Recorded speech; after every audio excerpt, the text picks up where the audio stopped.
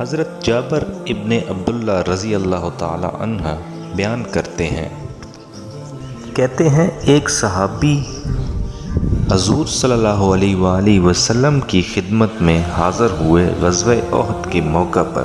حال ان کا یہ تھا کہ وہ کھجور کھا رہے تھے۔ کھجور انہوں نے منہ میں رکھی ہوئی تھی اور حضور صلی اللہ علیہ وآلہ وسلم کی بارگاہ میں حاضر ہوئے اور عرض کرنے لگے کہ یا رسول اللہ، اگر میں شہید کر دیا جاؤں تو میں کہاں جاؤں گا؟ تو حضور فرمانے لگے جنت میں۔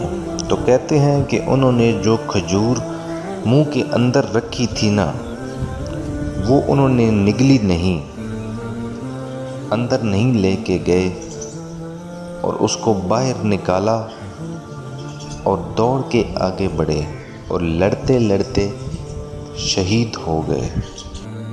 کیا سبق دیا انہوں نے کہ نیکی کرنے میں اتنی دیر بھی نہیں کرنی چاہیے کہ جتنی ایک کھجور کھانے میں دیر لگتی ہے۔